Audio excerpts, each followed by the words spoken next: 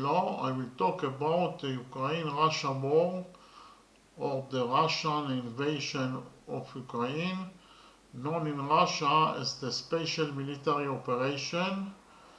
The Ukraine-Russia war is a military conflict between Russia and Ukraine, which broke out on February 24th, 2022, when Russian forces attacked Ukraine and penetrated its territory from the north, east and south.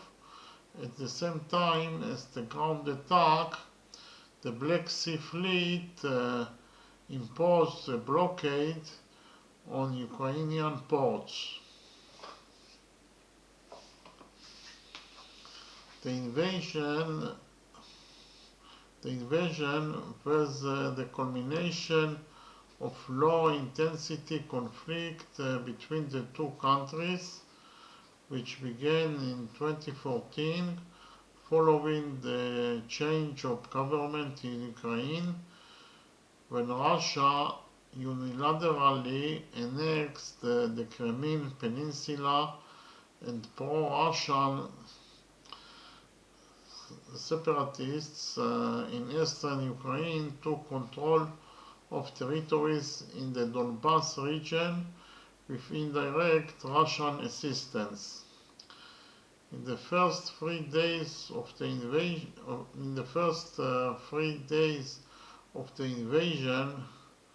the Russians advanced rapidly, mainly on the Belarus-Kiev axis and in the Sumy region in northeastern Ukraine, and in the Kherson region in the south of the country. However, Ukrainian resistance was stronger and more effective than expected, and various logistical problems soon slowed down the pace of Russian forces' progress and almost completely altered their progress in several areas. The Ukrainian army received large amounts of advanced combat equipment from NATO allies and especially from the United States, which helped its fight against the invading forces. The Russians suffered heavy losses in manpower and military equipment, and a significant part of their forces is tied to fighting in pockets of resistance that remain in their rear.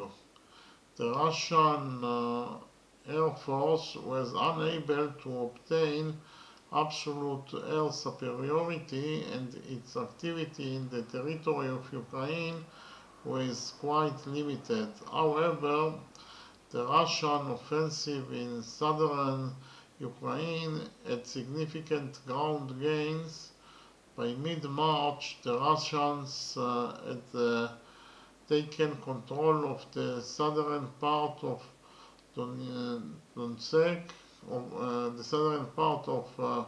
Donetsk Oblast, most of the territory of Zaporizhia Oblast, and almost all of the Kherson Oblast, creating a land continuum under their control from the border Russian to the Crimean Peninsula, except for the city of Mariupol, which was placed under siege.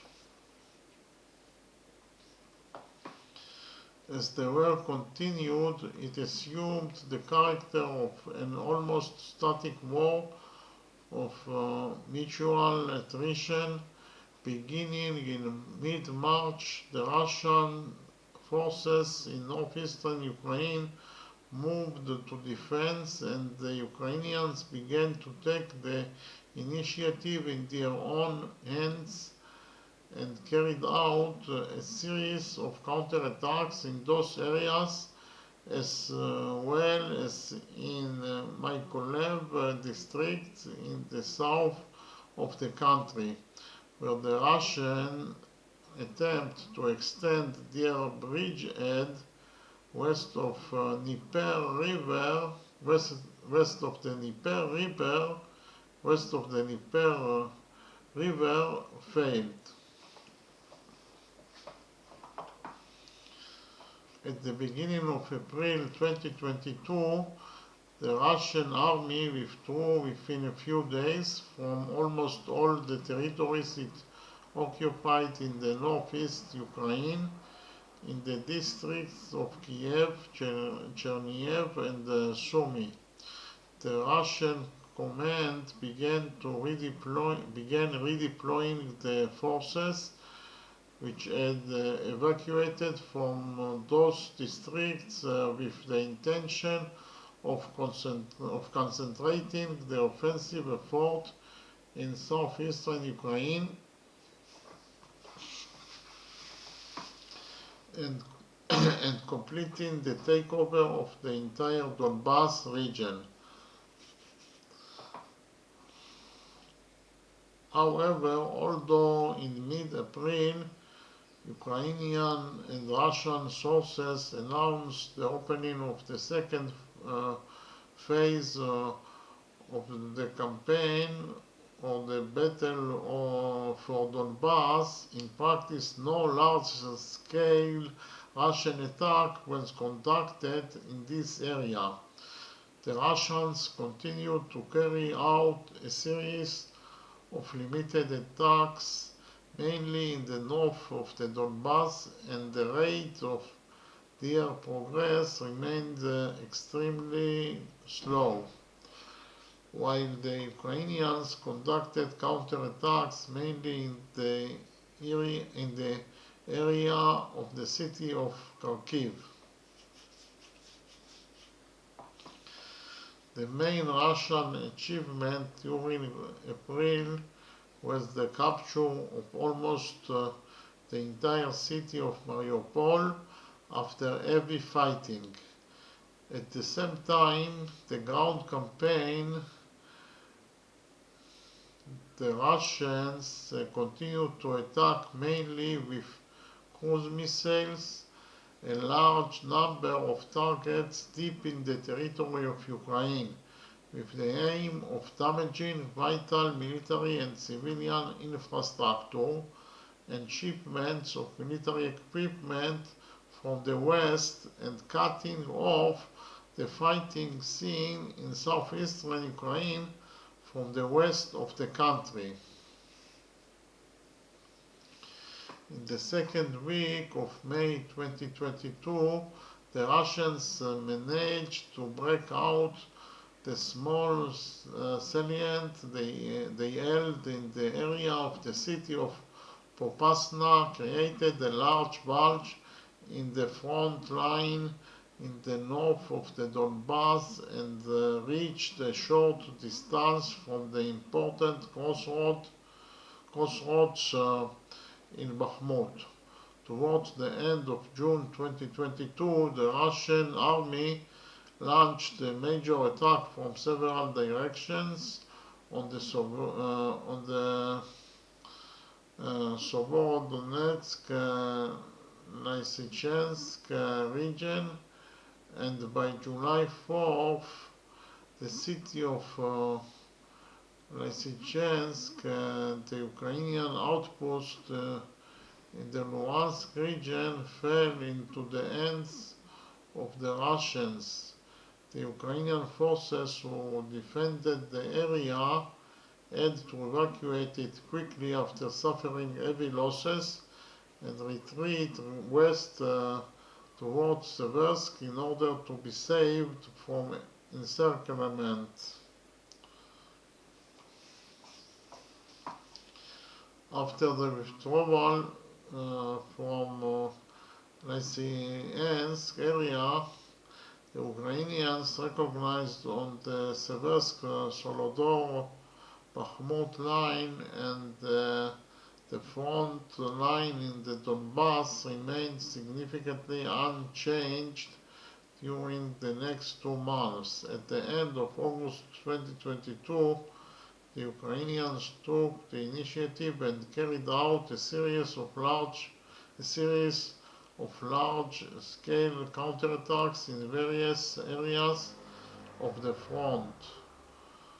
The first counterattack in the Kherson region met fierce resistance and achieved limited progress.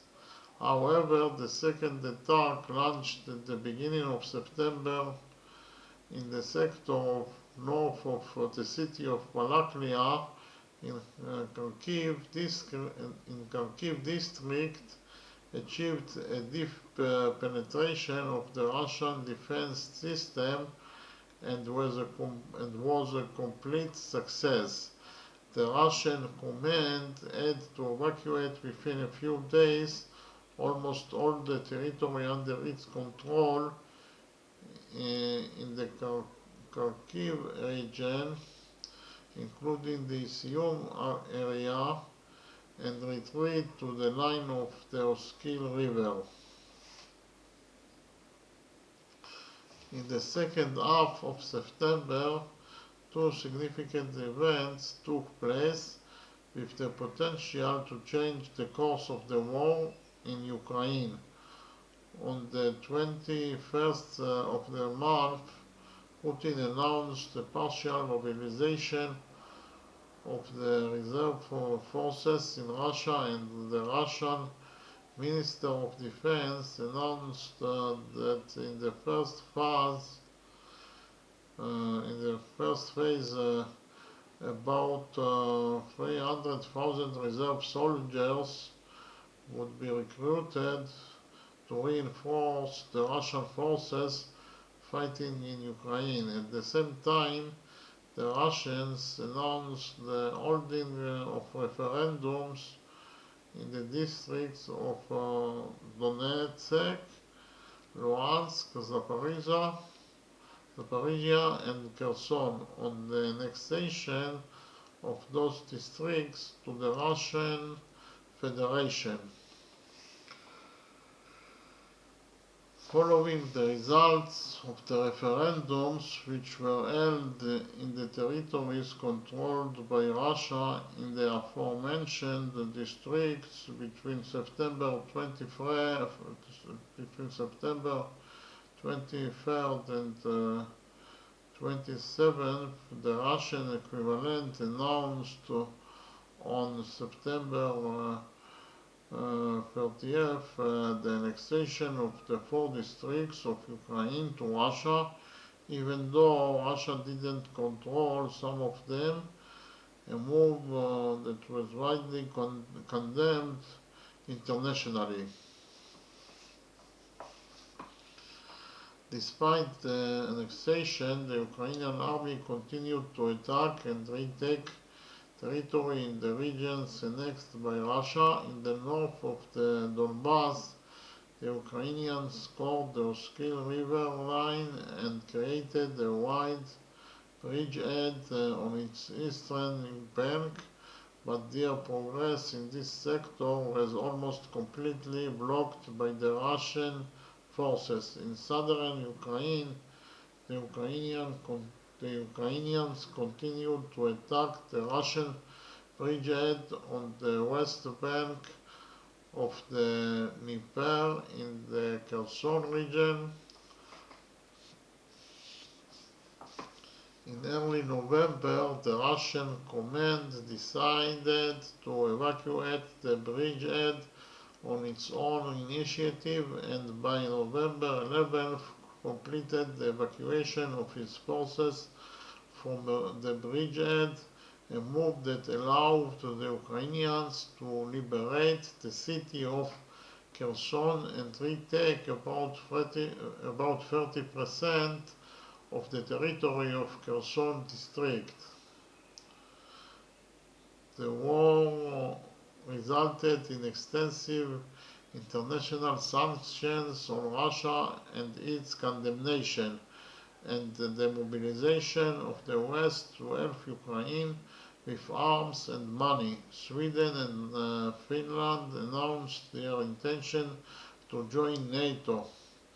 In the territories of Ukraine, evidence of acts of Russian atrocities against civilians on a large scale, which are being investigated as war crimes by Western and international bodies. As a result of the war, huge damage was caused to the infrastructure and economy in Ukraine, estimated at hundreds of billions of dollars, and millions of Ukrainians were forced to leave the territory of the country and became refugees. Ahead of the winter months, Russia has increased its attacks against infrastructure facilities throughout Ukraine. As a result, there was severe damage to the supply of electricity, water, and essential services, and there is fear of another humanitarian disaster in the frozen winter months. Inside Russia, the Putin administration imposed extensive restrictions on citizens and tightens its control over the country. Thank you very much.